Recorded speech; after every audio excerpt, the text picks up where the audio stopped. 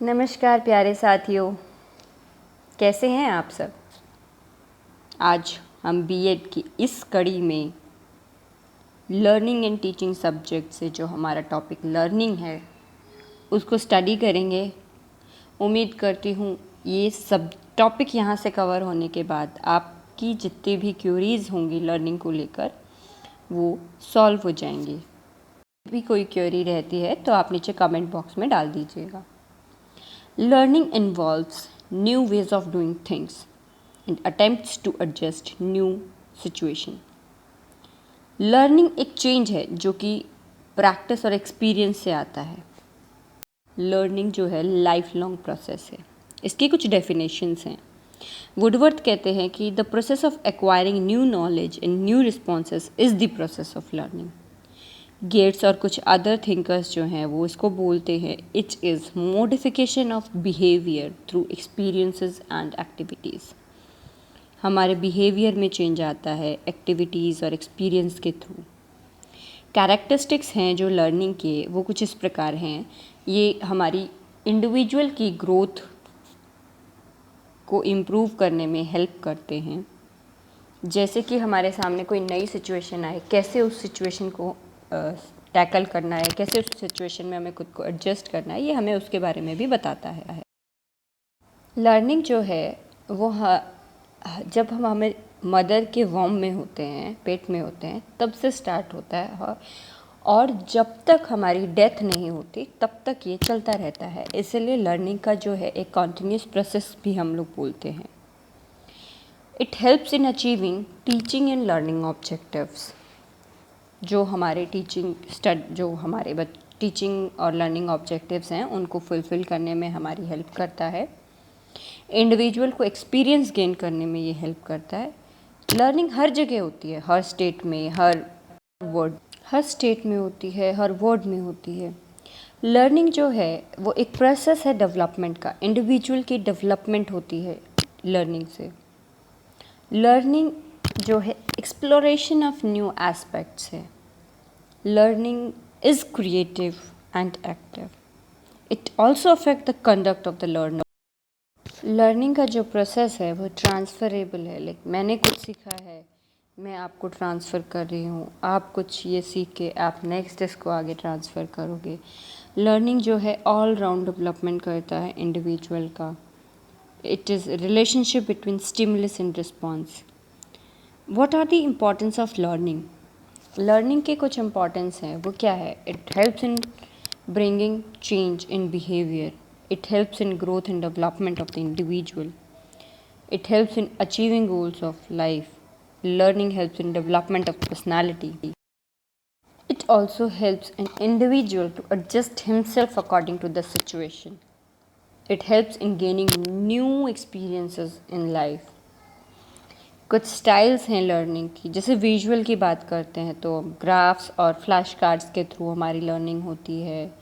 जब हम सोशल की बात करते हैं, सोशल लर्निंग में क्या होता है, जब लोग कोलैबोरेशन होते हैं, ग्रुप्स में होते हैं, टीम्स में होते हैं, तो वहाँ हमारी लर्निंग होती है। जब हम फिज़िकल लर्निंग की बात करते हैं तो बाय हैंड्स के मूवमेंट हो गए, बॉडी मूवमेंट हो गया, वहाँ से हमारी लर्निंग कैसे हो रही है। वर्बल लर्निंग की जब वर्बल लर्निंग की बात करते हैं तो राइटिंग से, प्रेजेंटेशन तरीके से जब हम बात करते हैं। जब लॉजिकल में हम बात करते हैं, कुछ पैटर्न होता है वहाँ पे उसको फॉलो करते हैं, कुछ स्टैटिस्टिक्स होता है, लॉजिक से हम लोग उसको वहाँ लर्न करने की कोशिश करते हैं। जब ऑडिटरी लर्निंग की बात होती है, कुछ लेक्चर्स हम लोग सुनते हैं, कुछ म्यूज़िक्स हम लोग लिसनिंग करते हैं, तो वहाँ से हमारी जो है ऑडिटरी लर्निंग हो गई। सॉलिडिटरी में इंडिपेंडेंट और इंडिविजुअली हम लोग सीखते हैं, इंडिविजुअली लाइक बुक्स वगैरह से। जब हम लर्निंग कर्व की बात करते हैं, there are various types of learning curve like linear acceleration.